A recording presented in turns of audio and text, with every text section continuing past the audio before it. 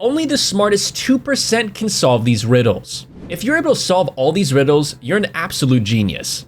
Number 4 is a 10 on the difficulty scale, so make sure you try your hand at that one. Think you've got what it takes? Let's dive right in. Number 1, Detective Adam.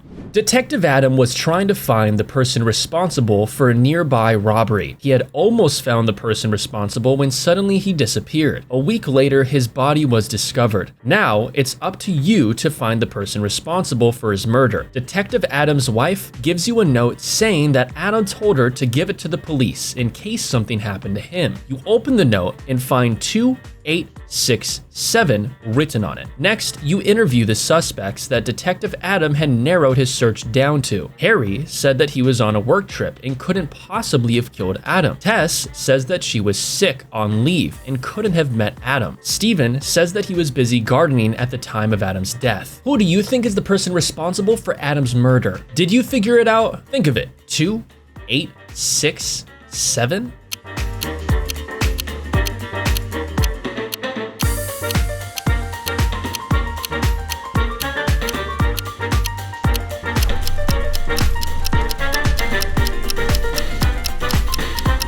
If we take the first letter of each number, it spells out a name. Tess. He was trying to give you a clear hint about the person who is behind all of this, and yep, that person is his colleague, Tess. Did you guess it? Tell us down in the comments section. If yes, then congratulations. We have a lot more awesome riddles for you so you can judge your intellect. So let's continue. Number 2, the unconscious woman. Now let's move on to our next case. In this scenario, a young waitress, Julia, has gotten done with her shift at the cafe. Wrapping her stuff up and dressing in a long coat, she leaves the cafe and finds an unconscious woman lying at the back of the cafe. Just like any other nice person, Julia went through her stuff to get anything that would reveal the identity of the passed out lady. She finds her phone in her front pocket and dials the first number she sees.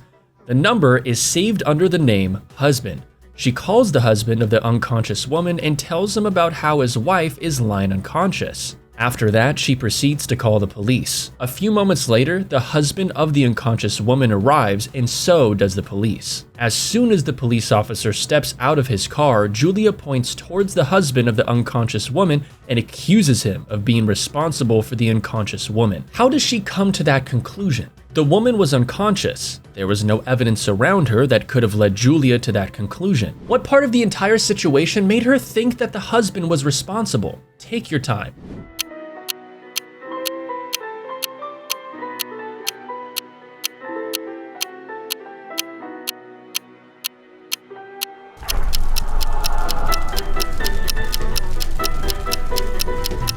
Well, can you think of the reason? If you're done, tell us what you think in the comments section down below. For those who could not guess, there is one very important detail that was missed by many people. Julia never really told the husband where she found his unconscious wife.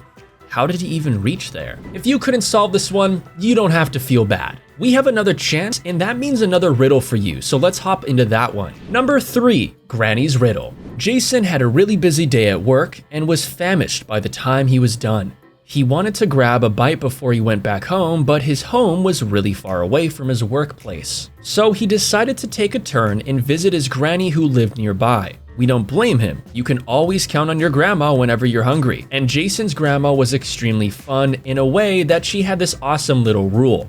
You had to solve a riddle to get anything from her, and this time, Jason also got a riddle. Now let's talk about it. His grandma gave him a little folded piece of paper that said little, late, late on it. Now what does that mean? Little, late, late. Can you guess? Tell us in the comments section below.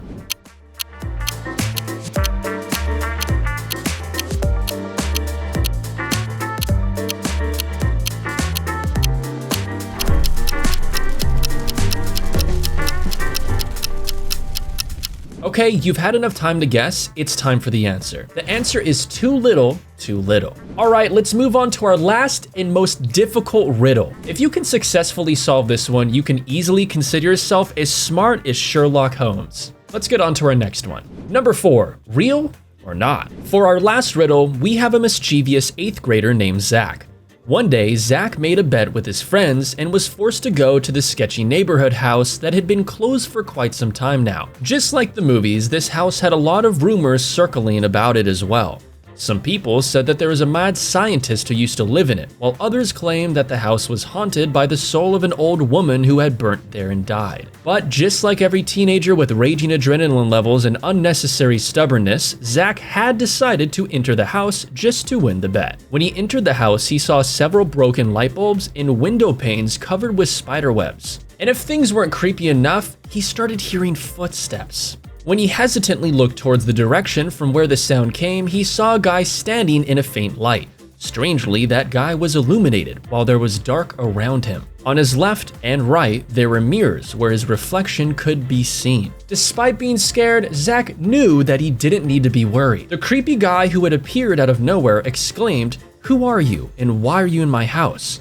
Zach asked him who he was, and the guy replied that he was the owner of the house and didn't want any intruder inside of it. For a moment, Zach got scared, but then he maintained his composure and yelled back when he knew that he wasn't real. What was it that made Zach so sure that the guy wasn't real? Was that guy a ghost?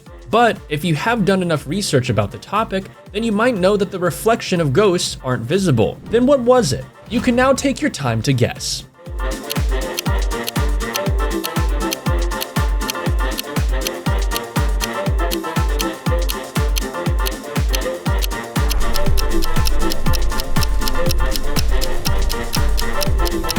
Alright folks, you've had enough time to guess, it's time for the answers. Now, if you had paid attention towards the picture, then you would have realized that yes, the guy's reflection was perfectly visible in the mirror, but the guy didn't have any shadow behind him or in front of him. He was perfectly illuminated in the middle of a dark house. Zach was right, the guy wasn't real, he was a hologram. How many of you guessed it? Tell us in the comments section down below. Alright folks, that concludes today's video. If you enjoyed it, please make sure to leave a like and subscribe to the channel. How many riddles did you solve? Tell us down below.